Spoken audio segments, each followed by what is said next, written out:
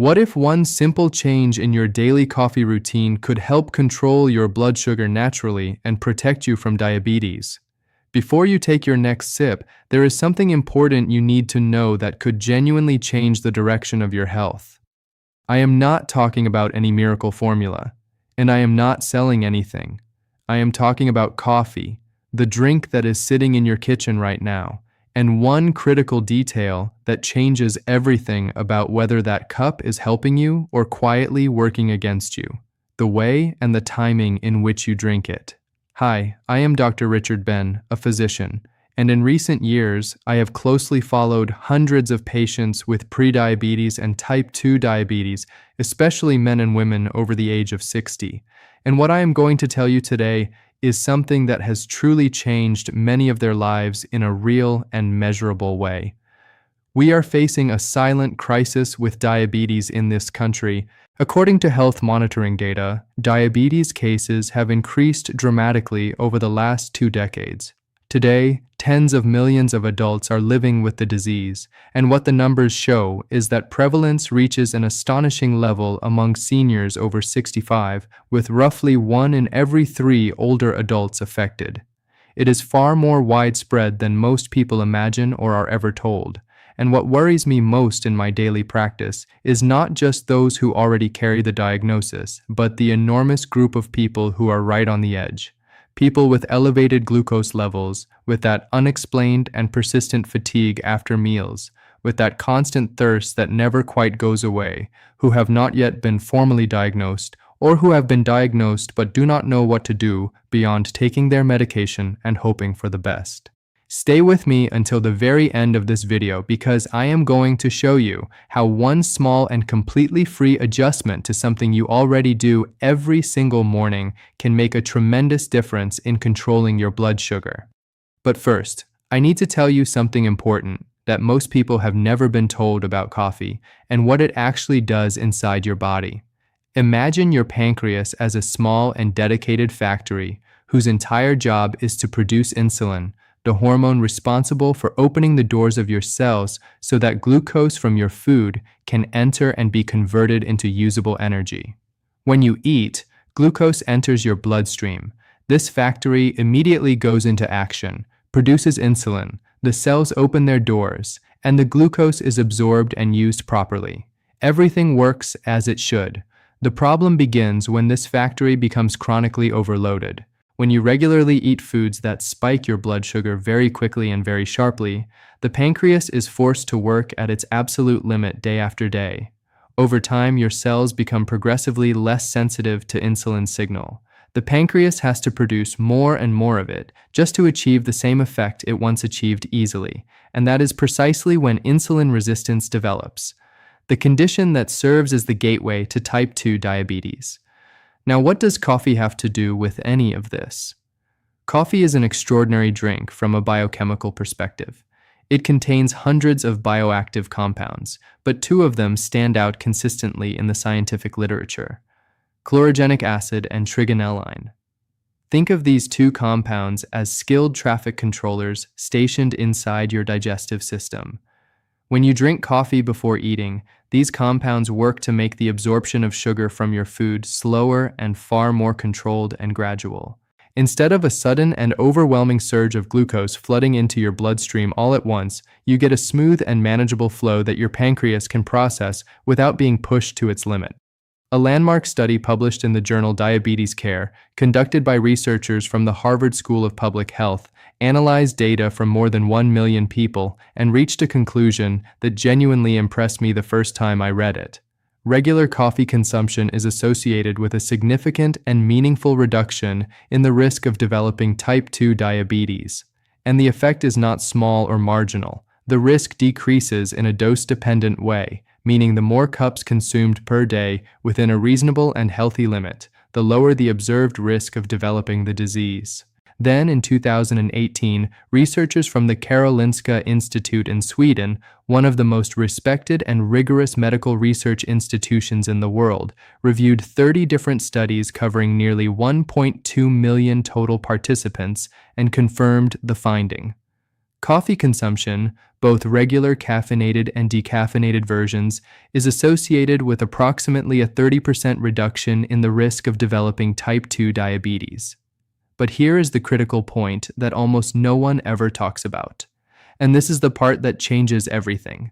These remarkable benefits depend entirely on how you drink your coffee.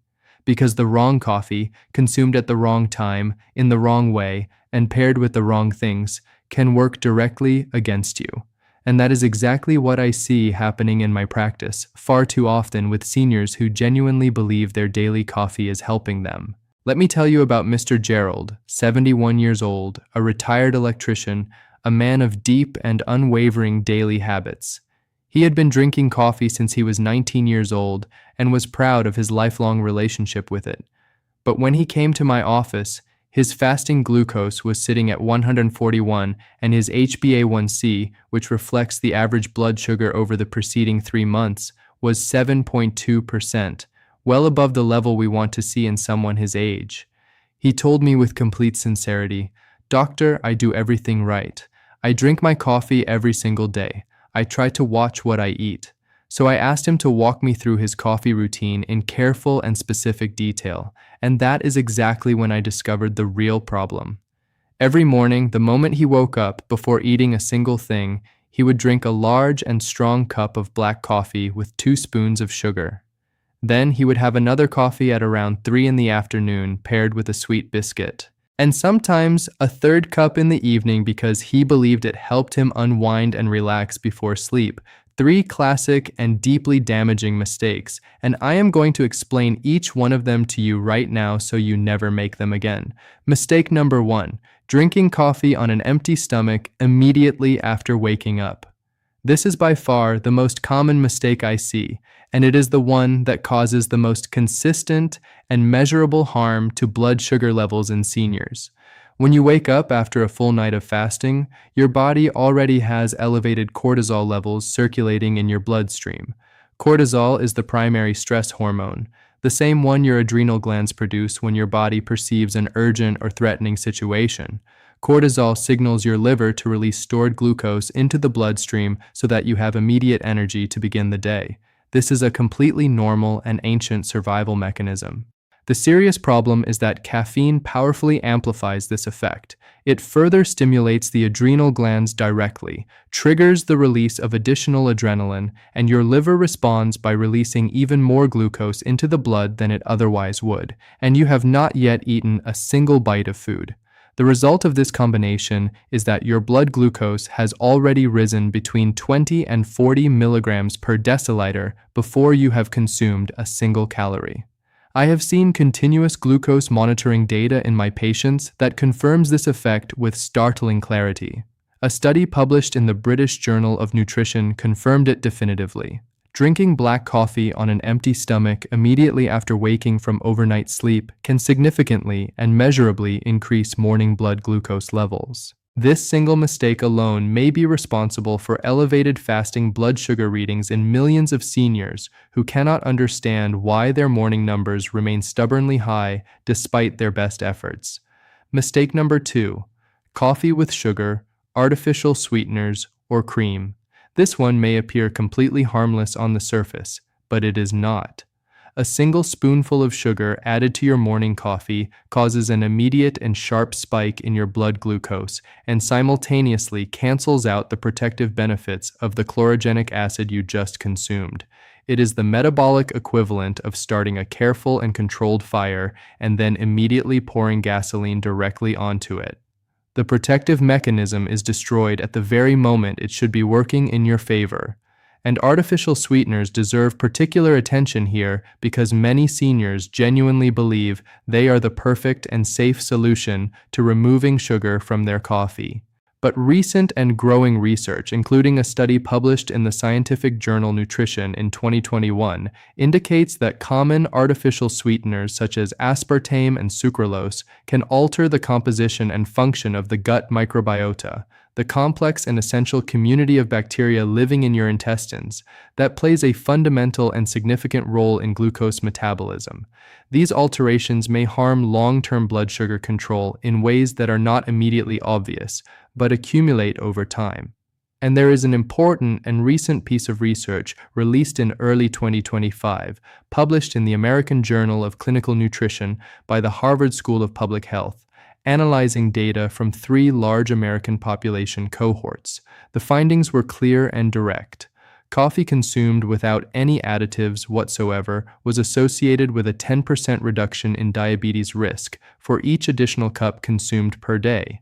However, when that same coffee was consumed with sugar added, this protective effect decreased significantly and in some analyses disappeared entirely. The practical and immediate takeaway is simple. Remove sugar completely from your coffee.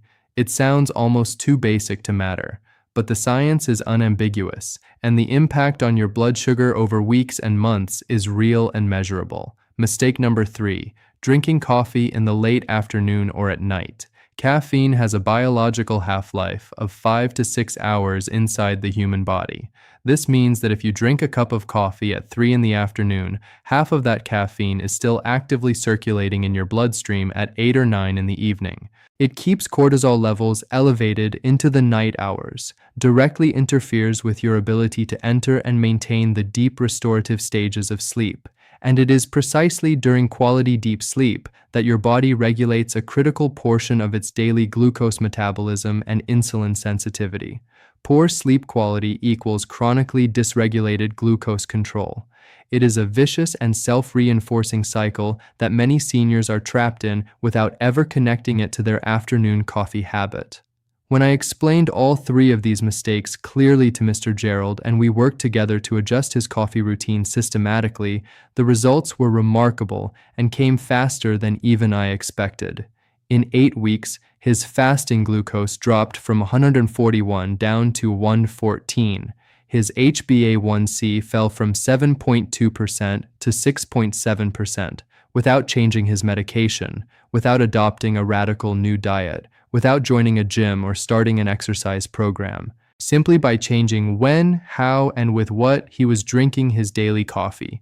Now I am going to tell you precisely how you should be drinking your coffee to capture the full protective and blood sugar stabilizing benefits that the science has already proven and confirmed.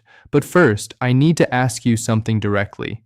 If this content is genuinely helping you right now, please give this video a like and subscribe to the channel if you have not done so already. I have much more content like this specifically designed to transform your health in the videos ahead. And tell me in the comments where you are watching from today. I love knowing which communities my content is reaching and helping. Now back to what you came here to learn. The right coffee at the right time, starting with the first golden moment of the day. Breakfast. But not the very first thing you do after opening your eyes. When you first wake up each morning, before you do anything else, drink a full glass of plain water. Then wait between 30 and 60 minutes.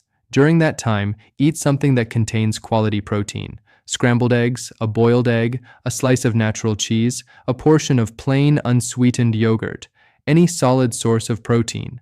Only after you have eaten that protein should you drink your first coffee of the day, and drink it completely plain, without sugar, without sweetener, without cream or milk. Why does eating protein first matter so critically? Because protein provides a biological buffer against the impact of caffeine on your cortisol levels. It supplies amino acids that your liver can use efficiently and cleanly, and this sequence prevents the sharp cortisol spike that would otherwise signal your liver to unnecessarily release stored glucose into your already waking bloodstream. Research published in the Journal of Clinical Endocrinology confirmed this mechanism clearly. Consuming protein before carbohydrates and caffeine measurably reduces the post-meal glucose spike that would otherwise follow. And if you want to make your morning coffee even more powerful as a blood sugar management tool, add half a teaspoon of pure cinnamon powder directly to your cup before drinking. Cinnamon contains natural compounds that partially mimic the action of insulin at the cellular level, helping your cells absorb glucose more readily and efficiently. A comprehensive review published in the journal Nutrients showed that regular cinnamon consumption can contribute to a modest but meaningful reduction in fasting glucose levels over time. It is not a medication and it is not a cure, but it is a genuine and well-studied ally that costs almost nothing and takes 2 seconds to add to your routine. The second golden moment for coffee is before your main lunch meal, and this is a strategy that very few people outside of a clinical setting have ever heard about or been taught. Approximately 20 to 30 minutes before sitting down to eat your largest meal of the day, drink 1 small cup of plain black coffee without any sugar or sweetener. The chlorogenic acid present in that coffee will act precisely like the traffic controller I described earlier, slowing and smoothing the rate at which sugar from everything you are about to eat enters your bloodstream. This directly reduces the post-meal glucose spike, which is widely recognized as one of the primary and most damaging triggers in the progression toward type 2 diabetes in older adults. A rigorously designed study conducted by researchers at Brigham and Women's Hospital, affiliated with Harvard Medical School, and published in the journal Diabetes Care, measured this effect precisely. Coffee components, particularly chlorogenic acid and trigonelline, significantly reduced blood glucose and insulin concentrations in the first 15 minutes following carbohydrate consumption compared to a placebo control group. This protective effect is real, it is measurable in the laboratory, and every senior watching this video can take advantage of it starting with tomorrow's lunch, without spending a single additional dollar. The third ideal moment to drink your coffee is in the 30 minutes immediately following physical exercise or any form of meaningful physical activity. If you walk regularly, if you do any form of stretching or light resistance exercise, or any other physical activity, pay close attention to this. Within 30 minutes of finishing your walk or exercise session, drink 1 cup of plain coffee.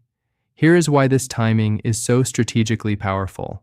When your muscles have just been actively working, they enter a state of heightened glucose receptivity.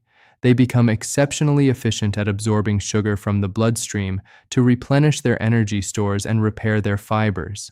They act in these moments like a large and powerful sponge. Caffeine consumed at this precise window actively enhances this muscle uptake effect, helping your muscles absorb blood glucose even more efficiently and completely than exercise alone would achieve.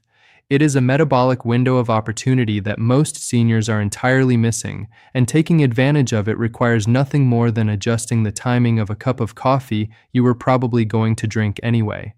Regarding the total daily amount of coffee that is appropriate and safe, most major medical guidelines and the accumulated body of research suggest that consuming up to 4 or 5 small cups of coffee per day, within an otherwise healthy pattern, is safe for the majority of adults.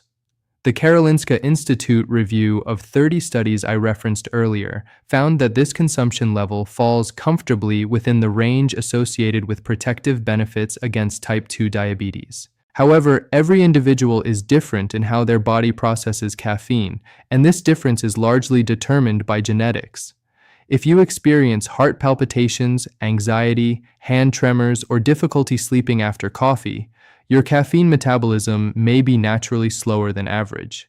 In that case, reduce your daily intake to 1 or 2 cups, or consider switching to a high-quality decaffeinated coffee, which still contains chlorogenic acid and retains a meaningful portion of the blood sugar protective benefits we have discussed. I need to share another story with you because it illustrates something I want you to understand deeply.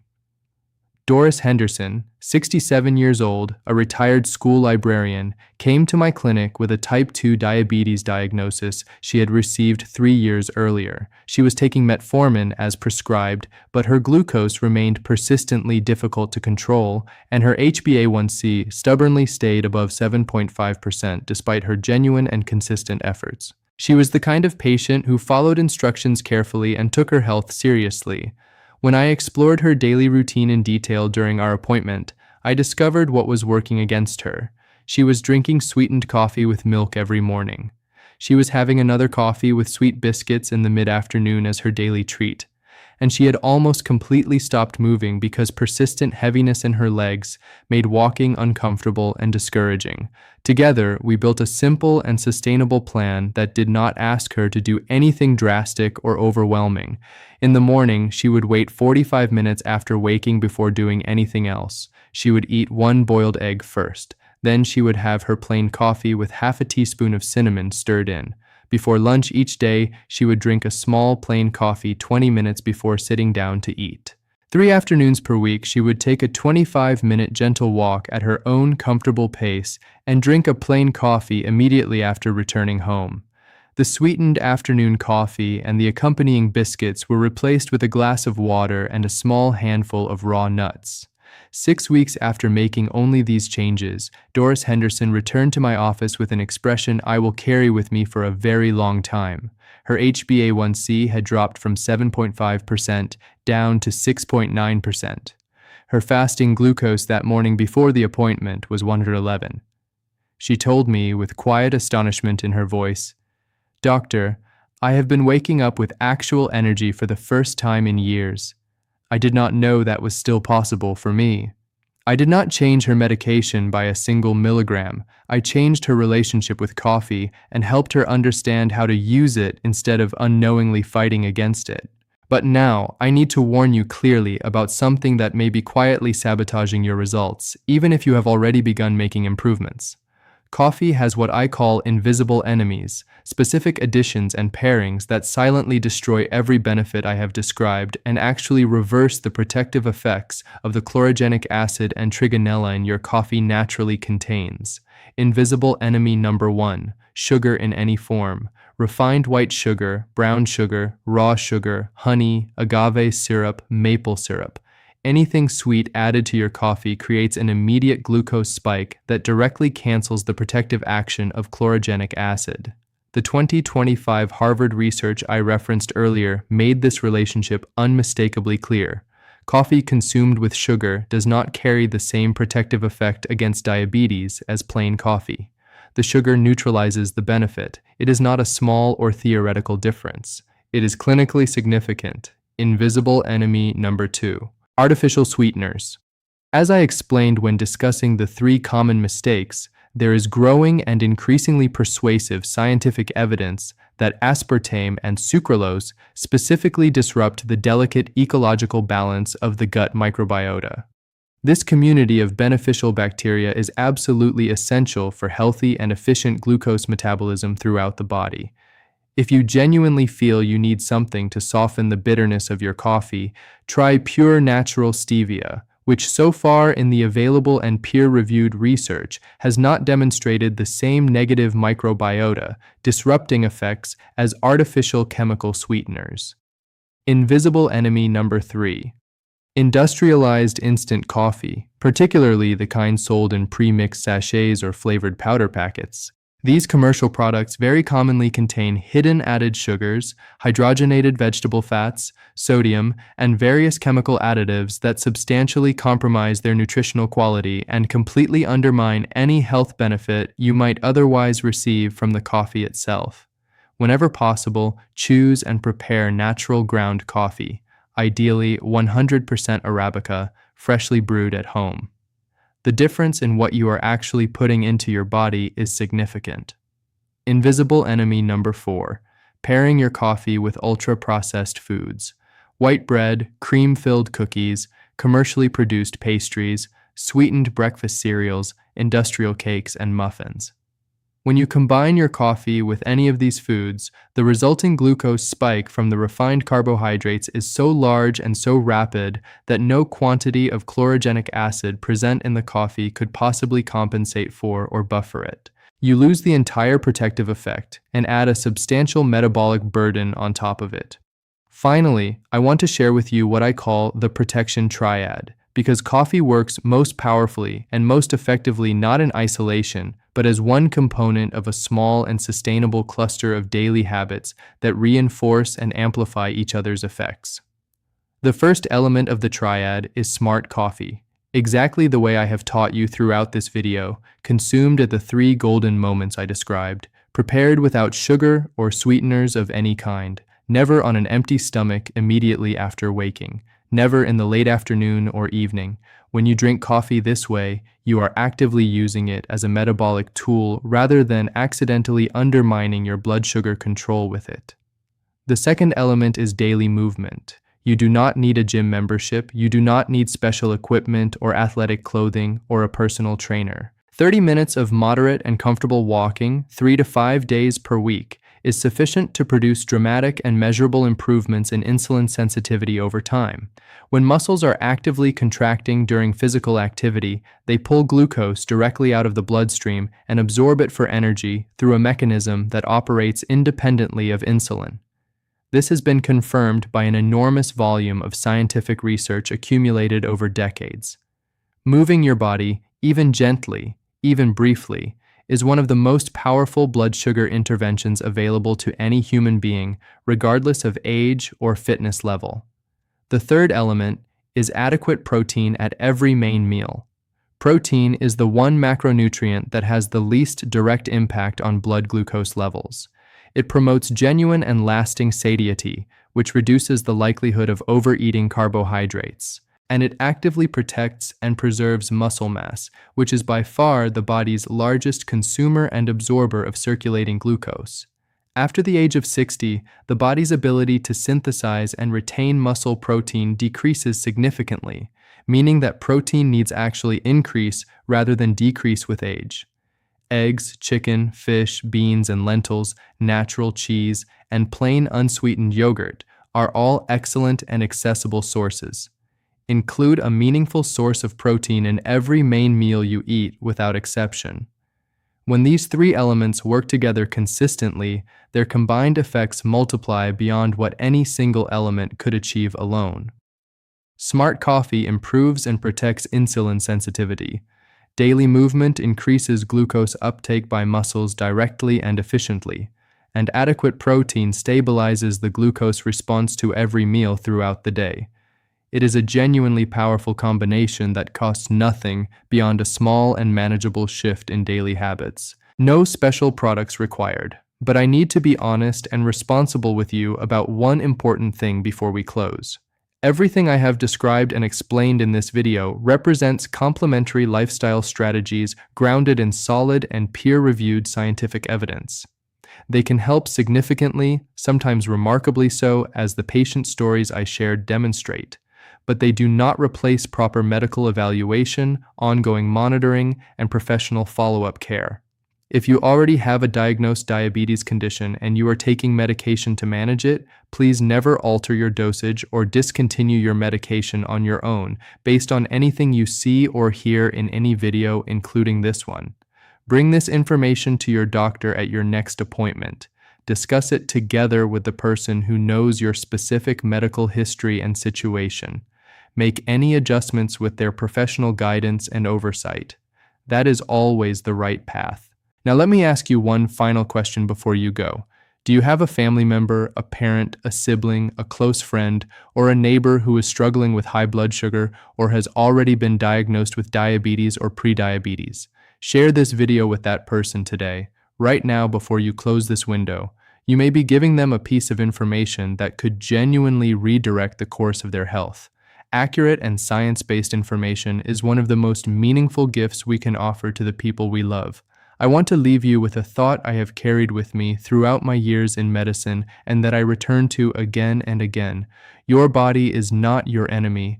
Your body is continuously and tirelessly working to maintain balance, to heal, and to adapt to the conditions you create for it. When your glucose rises, when the fatigue does not lift, when your energy crashes after meals, these are not failures. They are signals. They are your body's way of asking clearly for help. And very often, what it is asking for is not a new or stronger medication. Sometimes, it is asking for one small and thoughtful change, like the time of day you choose to drink your morning coffee. Your health does not live in a pharmacy. It lives in the daily habits you build and maintain, one small, consistent decision at a time. In my next video, I will show you the 5 foods that people with prediabetes must eliminate from their diet as quickly as possible, because these foods are silently and continuously inflaming blood sugar levels, and the vast majority of people consuming them have absolutely no idea.